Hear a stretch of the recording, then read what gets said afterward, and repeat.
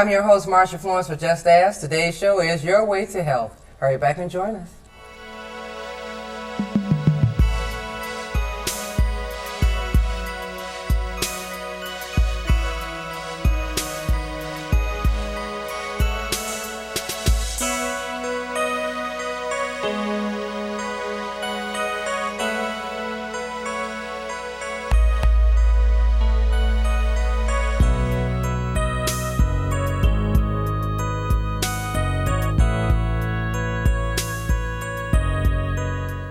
Hi, I'm your host, Marsha Florence with Just Ask. Today's show is Your Way to Health, and we have with us today Rose Parker, macrobiotic counselor. Good morning, Ms. Parker. Good morning, and how are you? Fine. Glad to have you here. It's such a pleasure to be here. Okay. You know, Rose, I want to ask you, we're on a series now of having a lot of health food shows. The season has changed drastically, but not just because of the seasons changing. We want to get people on a better health regimen to start eating properly or to start to take out some of the things that may be causing them to be more slow in moving around when it comes to exercising, or if they're having bad eating habits, or even if they're having some type of ailments, and it may have something to do with how the food they're consuming. Okay, so I wanted to ask you to come today, tell us a little bit about yourself and what is a macrobiotic counselor. Okay. To give you a little history on myself, about 20 some odd years ago, I was diagnosed with breast cancer. And thinking that I was eating healthy, I had no idea that I wasn't, but I had watched two sisters succumb to cancer previously, and they decided to take the traditional route, and cancer running in our family. You know, I'd watched so many family members expire.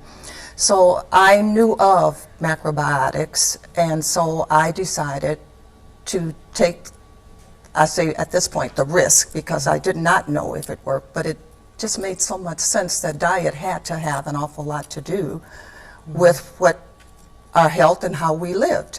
So I went to a practitioner, and she designed a program for me, and the rest is history. I did not take the chemo, the radiation, and all, and I'd have to say that my last 20 years of life, the quality of that life has been stupendous. It's just been wonderful. So Rose, let me ask you this. In the interim that you were diagnosed with the breast cancer and everything, did you just automatically go into, I mean not automatically, but should I say that you knew that food had something to do with the cancer maybe growing and increasing in its challenge? Someone who's watching this show will automatically think the same thing, but is it a certain level of cancer? Like if it's they found in the early stages, would this program work for a person, or do you think that a person says, you know what, I'm going to try that, yet they may be stage 3, stage 4? I was stage 3. Wow. Okay. So at any level, our feelings are in this program that it does not matter what the stage or phase of the imbalance is, that as long as your organs are still functioning and you can still digest food, then there's a possibility that anything can be reversed. It may take longer, because it traditionally takes about 2 years for all cancer cells to leave your body. But in the meantime, you're getting healthier, new cells are being produced, new blood is being made, so you're getting healthier as you go along. And then eventually you go back and take the test and you're totally cancer-free. Okay. What would you suggest would be one of the first steps a person may want to take when they say, I'm getting ready to change over to this program? One of the first things that I would recommend is that they reduce or cut out as much as possible any refined and processed foods. What we usually recommend in our program, the more whole foods, the more God-given foods in its natural state, the healthier you will be. God made them all just the way that they are perfect. And really didn't need anyone to add preservatives and pesticides and all of the other ingredients that they're now adding So to do you foods. feel that's why more gardens are coming in about at this time? I mean, a lot of people are dealing with their own personal gardens, or they're starting to have areas where no property is at now, and people are just doing plants and more organic. So And that's what it is, actually, Okay. all organic. Okay, Without okay. the pesticides and preservatives. That makes it organic. But most of the time, when you don't have any pesticides or preservatives, does that mean that the duration of life for the food is less? The expectancy of time for it to last. The expectancy is less. However, the toll that it takes on your body, because most people are not aware that the pesticides and preservatives affects the DNA Okay. in the foods. So the more that they're not in, the healthier your cells will be. And I'll go back to that again. We make new cells from our blood, and our blood is made from the quality of food that we put in. Okay. So the higher the quality of food, the higher the quality of blood, the better and healthier the cells. Okay. But how would you suggest or recommend that if a person is doing a changeover, and all of us crave sweets, of course. I'm a big sweet eater, so I'm going to ask this one for me. If I'm a sweet eater and I'm thinking to myself, it's time for me to change, what would be the first rule of thumb to start to have the taste of always craving something sweet? Okay. How do you eliminate one of the that? things that we feel that happens in the course of preparing and planning meals is that we don't balance the meals. And what I recommend to my clients is to always provide something sweet in the meal. Okay. And that will help satisfy, to a degree, that sweet craving. So if we do not satisfy it within the meal, we will leave the table and we will seek it elsewhere. Okay. And that's usually what happens. Mm-hmm. And then we also feel that in many cases that a lot of people that like sweets or have a craving for them, they're usually feeling something emotionally that my feelings and several of my other colleagues are, they're trying to sweeten up something. Okay. So it's Inside. maybe an emptiness there, or depression, Yes. Yes. something going on in Right. their personal lives that's causing them to have a reaction Yes. to always crave something sweet or Yeah. want to eat something. So we're trying to say put as much sweet in that meal Okay. as you possibly can. At least that will possibly cut back on the cravings. Okay. And then we find that the more natural sweets you eat, the less craving it is for the other Natural artificial sweet. Okay. sweets. So I got to ask you, what's a natural sweet? So, so is raisins considered a natural sweet? Raisins are considered a natural sweet Okay. if they don't have any additional sweetener on them. Okay. Okay. Alright. And grapes and of course fruits. Well, we know fruit. Okay. Yes. Okay. And of course carrots One of my favorites. are Okay. sweet. Squash Hold that thought on squash. is sweet. Okay, okay. Okay. Well, I tell you what, Rose, we're going to go to a break. And ladies and gentlemen, when we come back, we're going to talk about some of the food items that you may want to just start to eliminate from your daily eating habits. We'll be right back. If a natural disaster happened, we'd probably all meet around the grocery store. We would all meet at a bus stop. Oh, we'd probably meet at our neighbor's house.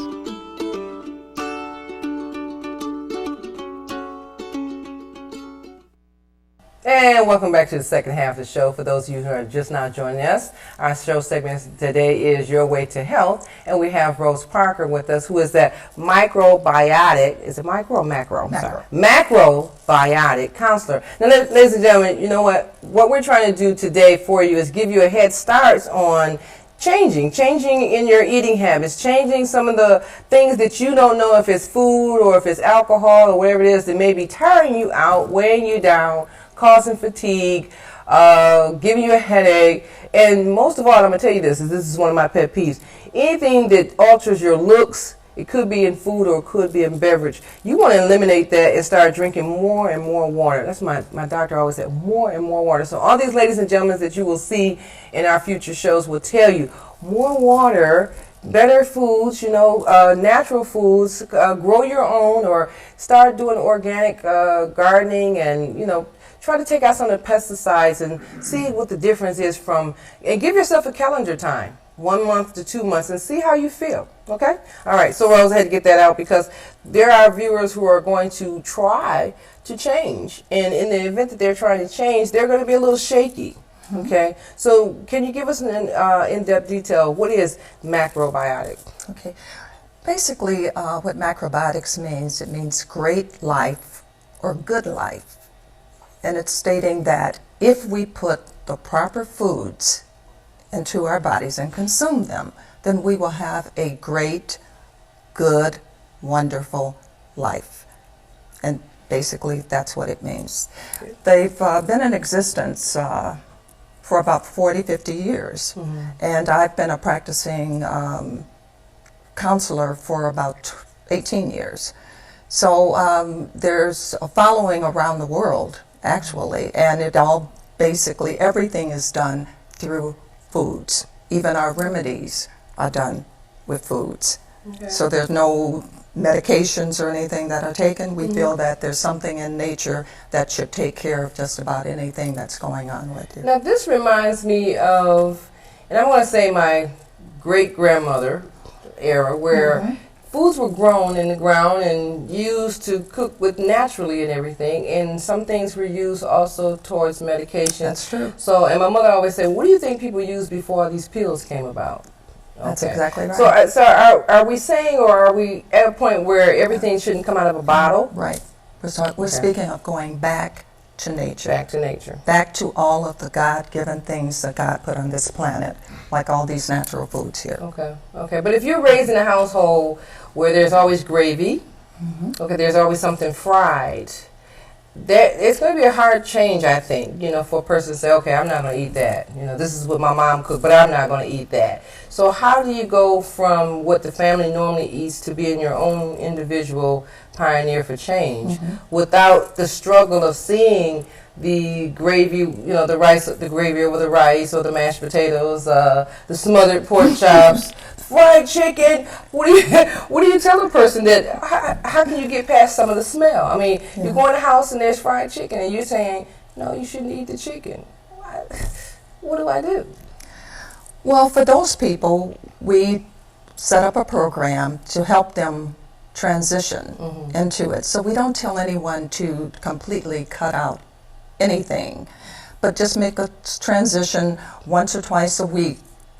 Do whole grains like brown rice, barley, Okay. which we've gotten away from. Most diets consist of today usually potatoes. And on those potatoes we put cheese, cream, butter, Chili.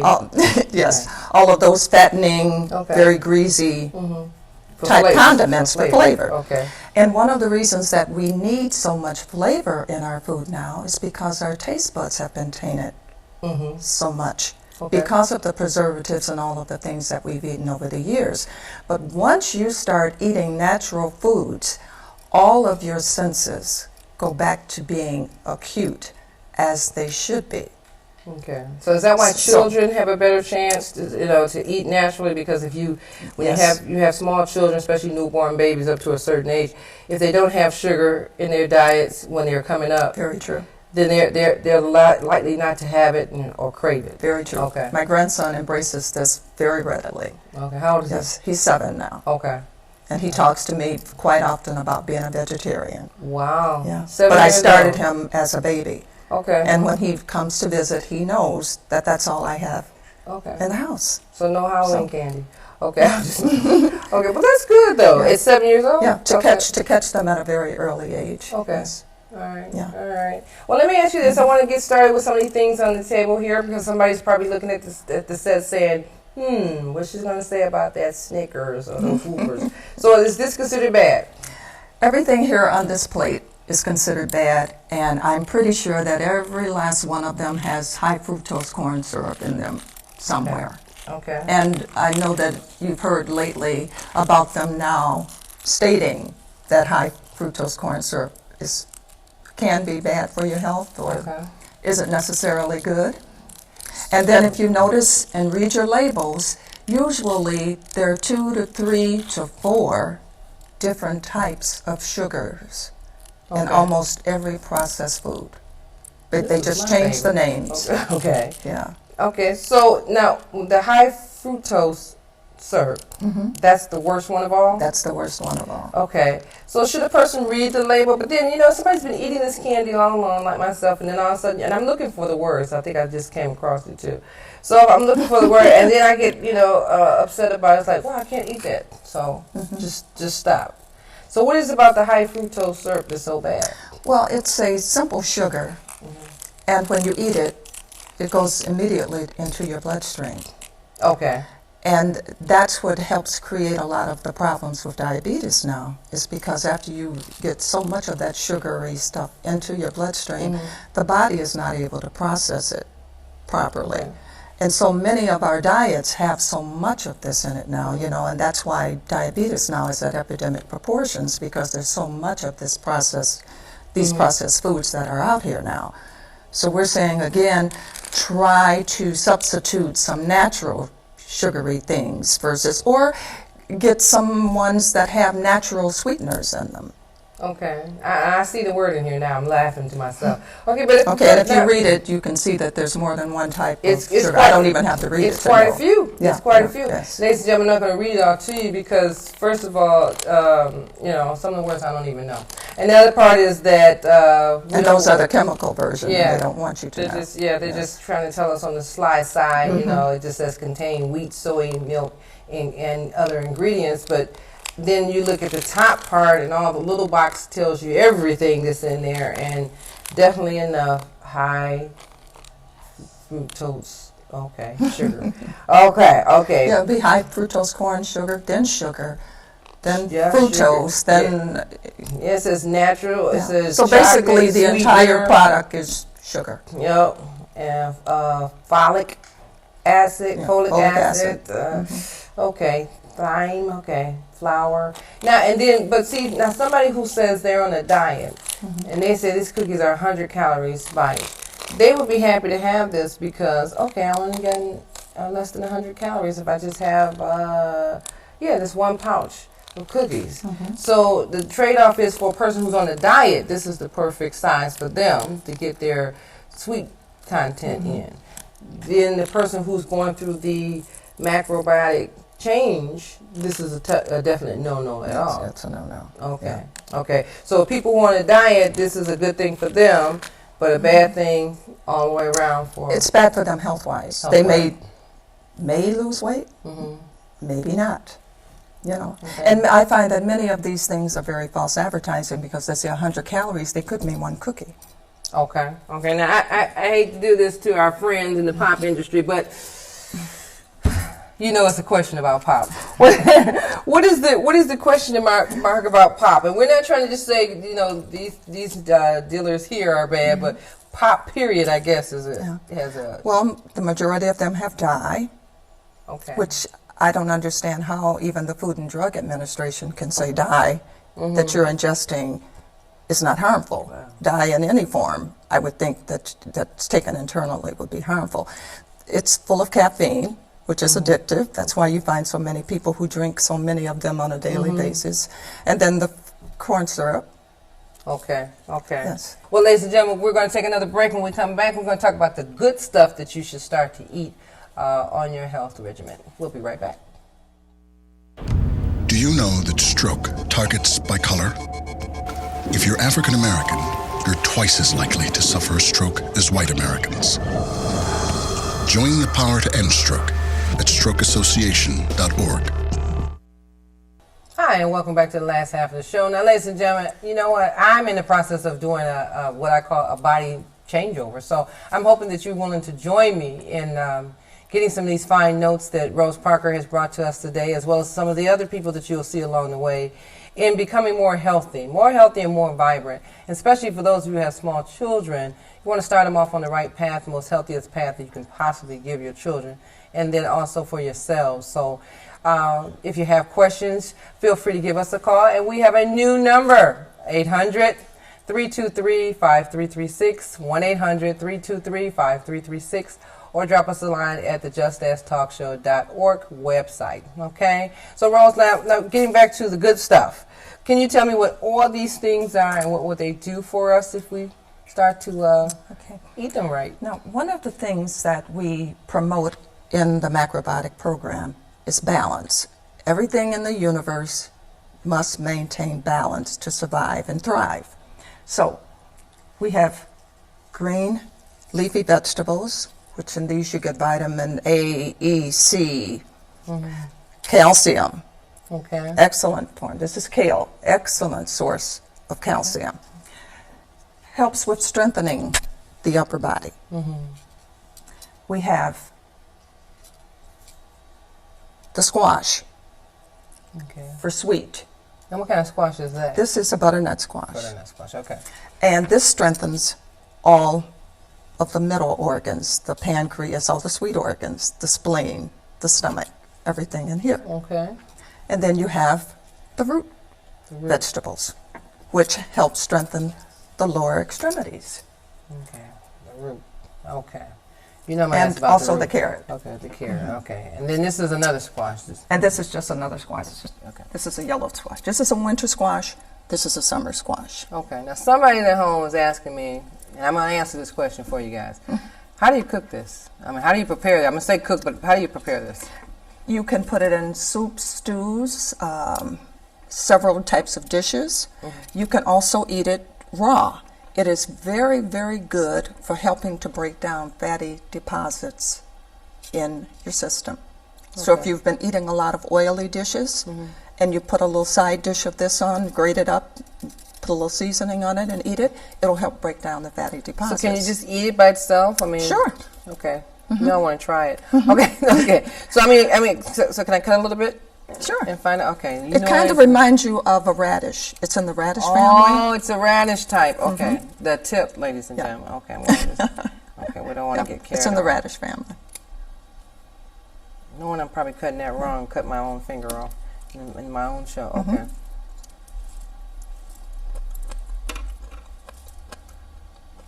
Okay. A little pungent. Yeah. Like, All right. like a I could eat radish. it. Okay. A little hot. Now she tells me. Like a radish. Okay. All right. Now, how would you prepare the kale? It can be steamed. It can be blanched. Okay. It can be sautéed. So there are a number of different ways that you can cook any of these vegetables. That's the good thing. Steamed or blanched? Okay. Blanched, Okay. Because boiled. This reminds most people of greens. That is a form of green. Right, which everybody wants to cook all the way down. And cook for hours and cook all the nutrients out. Right. Yes. Okay. The longest you should cook any form of green is 15 to 20 minutes. Okay. All right. All right. And I'm a juicer. So, ladies and gentlemen, I don't know about you. But you could juice, You can juice this. correct? Juice this. I don't know if you could juice. Can you juice this? I would not.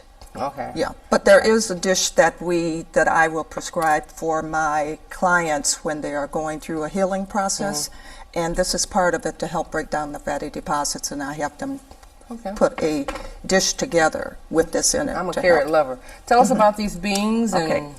Now, one other thing I wanted to mention is that everything here, I should say many of the things here, coincide with some part of the body to tell you how fabulous and dynamic nature is. Okay. And so many of us have heard before that carrots are good for the eyes. So if you look, That's an eye. that's an eye. Okay. I believe that. Okay. Okay. Almonds are excellent for the heart. Takes Okay. on the characteristics of a heart. Lima beans, same thing, good for the heart. Beans. Okay. Okay. A kidney bean Kidney bean. Good for the kidney. for the kidneys. Okay. Okay. This is not by accident. Okay. This is all by design. Many people have probably not heard of this before. This is a piece of dried lotus root. And this helps with any bronchial or lung issues. Okay. And if you can see, it kind of looks like the inside of a lung. Okay. Now, Now, all of these foods have been out here all the time. do you buy that or Yes, do you buy grow them. that? No, you buy this from the store. I Okay. guess you could possibly grow it. And that's called lotus. This is a dried form, and they also have the fresh form. Do you eat it like that? You have to rehydrate this one, but in the fresh form, it kind of looks something like the squash here. Okay. Okay. And how do you prepare it? The lotus root, you can either saute it, put it in soups, boil it, put it in dishes. Okay. You know, same thing. Here we have brown rice. Brown rice. Okay, almost the most perfect food on the planet, which has all the vitamins and nutrients available in given sources. Okay. So you could survive up to 40 days eating just brown rice. Oh Lord. Okay. Okay. But yeah. Okay. Brown rice. All right. I was just thinking, 40 days on brown rice. All right. But that's only if you had to. Okay. But in other words, we're trying to say that it would provide more nutrients and things than any of the others, just eating one exclusive dish. What's the last one? Right here? And this is another form of grain. This is barley. Barley. Okay. I know Yeah. people use. So the all purple of these barley. are things that we've all heard of. They've been out here in the market since the beginning of time. Okay. Somewhere along the line, we kind of lost sight of them when we got into the fast food stage. Right. But they've all been around. They've all been in the markets. We just didn't know what to do with What them. would you say is some of the best fruits to eat? I see that we have a banana and an apple, but what would you say is some of the best fruits to always try to have around? What we recommend is that you eat the vegetables and fruits within your region where you live. Okay. So we don't recommend to eat a lot of imported fruits like the pineapples and things because of the fact food starts to break down the moment that it's harvested. Okay. And so it takes a while for those items to get here, and we have to know that they did something to them to preserve them. But we're so fortunate here in Michigan that we have all types of berries and cherries and So pears you and guys- apples. And in my case, mangoes is a no-no. Okay. I can my tell you a favorite story. fruit. I can tell you a story about mangoes. If it's going to be disturbing, Rose, no. Okay. Somebody's saying, why did you? No. I don't want to have any disappointments about mangoes. That's my number one favorite fruit. Number one. Anybody ever want to know, what's Marsha's favorite fruit and you travel all over the world, I want a mango. Okay. Okay, but I just. Did don't you know. have them overseas though? See, that's where I had a real mango. Yeah, well, I've had one. I had one in Egypt. I have a friend of mine who's from Trinidad, so. Oh, okay. Well, that's the difference. Okay, she sends That was me in the region where they grew. Okay, right, right. So she sends them to me from Trinidad, or my aunt in Florida, something like that. And they're fabulous. Right, Yes. but I'm not going to let you tell me that story on air. No. Okay. All right, so quickly, I just want to find out from you, Rose, how would you design a meal for a person? Okay. Just in a few minutes that we Now, have with just the foods we have here, every meal should have the staple is the grain. This is where you get your energy, your stamina. So brown rice, barley, any of the other grains. Green leafy vegetable. Okay. A sweet. The majority of the meal, and of course the protein, kidney beans, plant-based protein. Okay. Beans, tofu, which is made from soy. Okay. Yeah. And the sweet. The sweet. And the majority of your meal should be vegetables and always include the sweet. We also recommend that to maintain balance, you should have the salt, the sweet, the pungent, the sour, and the bitter. The bitter, So one the of sweet, each. Okay. the pungent, and then of course the salt. And I noticed no meat whatsoever. In macrobiotics, depending on the person's condition, we will say that they can have fish. Fish. Okay. Some choose to, some choose not to. Is there a certain kind of fish? Pretty much white meat fish because it's less oily. Pardon me. It's less oily and not as fattening. I'm your host, Marsha Florence for Just Ask, and what do I always say? If you know someone with a disability or if you just have a general question, don't be afraid to ask. Just ask. I'm your host. Thank you.